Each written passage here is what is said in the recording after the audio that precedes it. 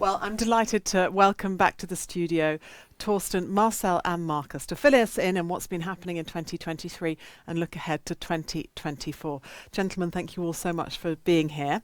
Now, Torsten, let me start with you. In terms of how Tapa Emea helps its members to protect their supply chains, what would you say have been the association's main achievements this year in 2023?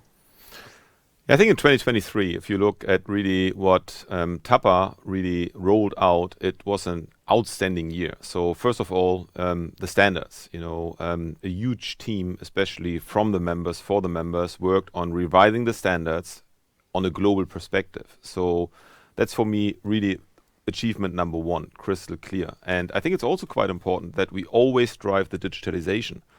And if you look at what we digitalized only in 2023, it's another milestone what we really achieved. So some of the stuff you don't see, but it's really also to be prepared for the future and future workload and future challenges. But it's also quite important that we look always for more solutions, new solutions. And as said by myself already yesterday and also by Marcus, look at the new training, look at, the avatar technology.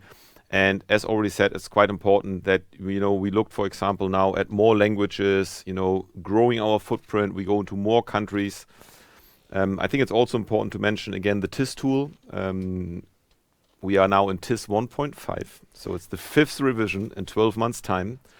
And last but not least, we have seen an unbelievable, exceptional growth in the membership.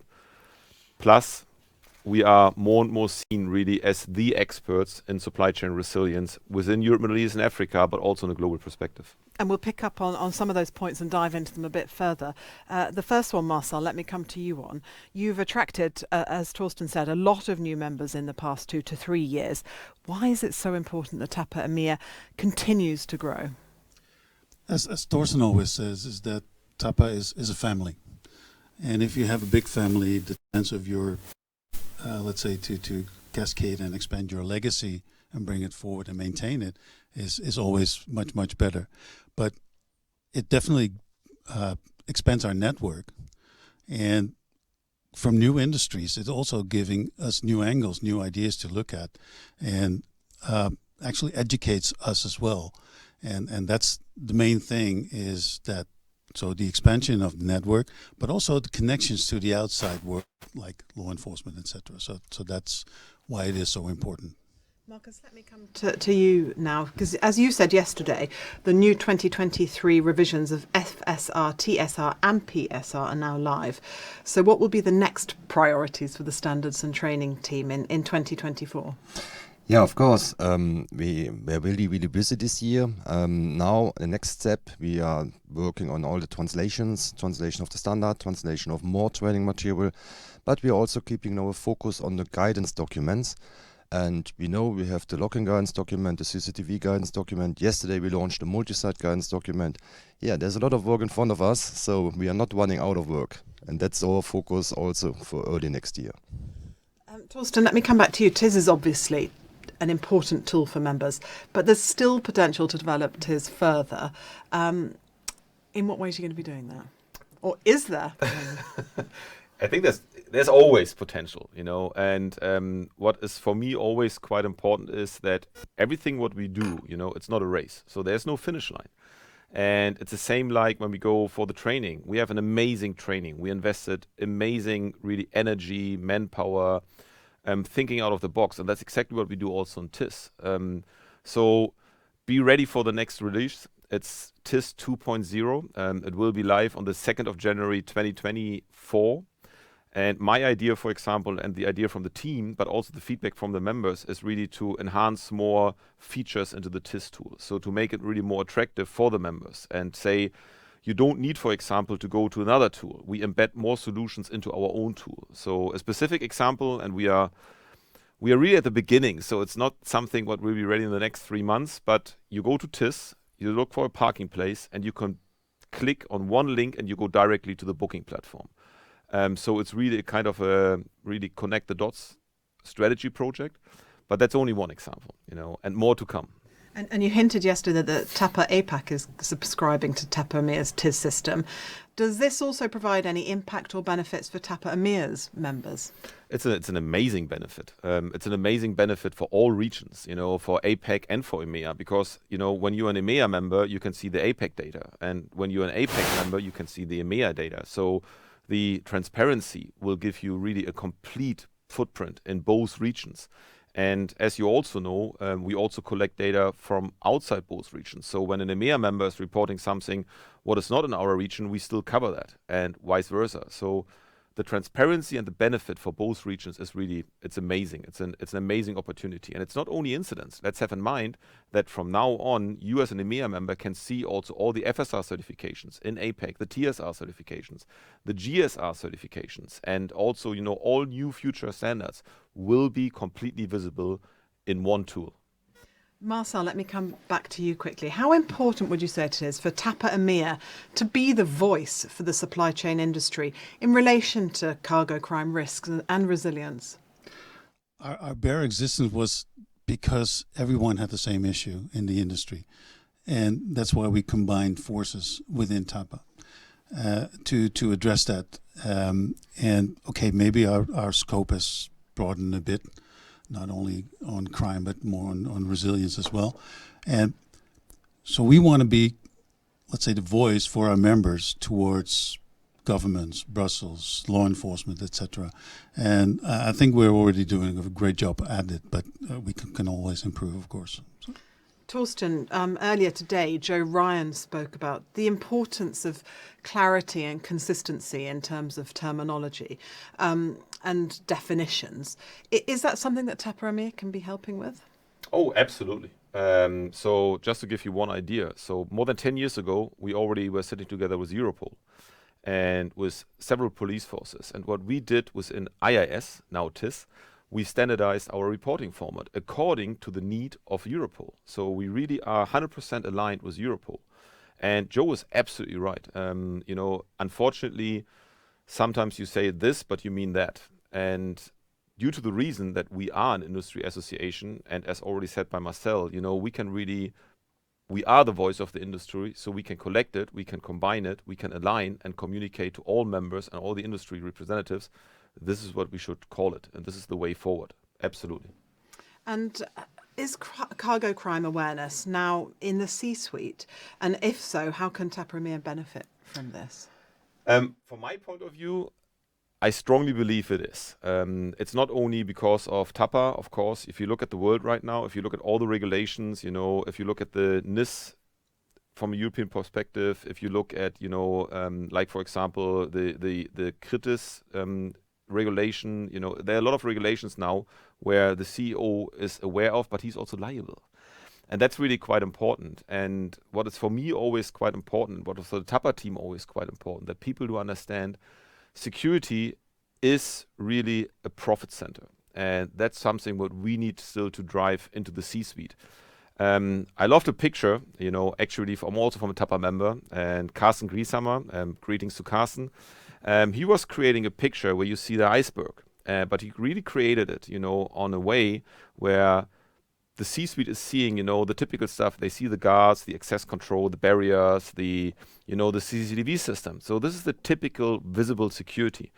But the majority, as you know, is below the sea level. And if you look at this is what we need to transfer to the C-suite. And that's for us as Tapa very important. So we still have a way ahead of us, but I think what is also quite important, they already listen to us. A lot of the meetings I personally do have are really already in the C-suite and also on the ministry level and on the CEO level to really explain to them why a proactive resilience and risk mitigation process is better than react when it's already actually happened. Marcus, let me come back to you. A lot of your focus with the standards continues to be on the local language standards translations and training materials as well. How important is this to grow certifications further? Oh, from our point of view, it is really important, especially due to the fact that was also the reason why we, improved and also contacted and activated the local teams another time and again. And we are focused on different regions, and that's also one of the reasons why we are now translating in the different languages to get more feedback, to activate also more regions and to get also more members up on the standards. And we have seen in the past more often that we had some language barriers in the different regions, and for that reason we see that's really, really important. And with the solution we are going and choosing now, I think it's the best what we can do in the next 2-3 months. Torsten, you have a new board election coming up. How much interest is there currently in joining Tapa Emea's board? That's a good question, but it's a very difficult question, to be honest. As we all know, it's a voluntary position. So it's something what you, let's say that way, what you need to do beside your daily workload. And actually, with the experience also I have, where I was standing more than 20 years as a volunteer on the board, and the same as Marcel, I must say it's not very easy to attract really people to stand up for election.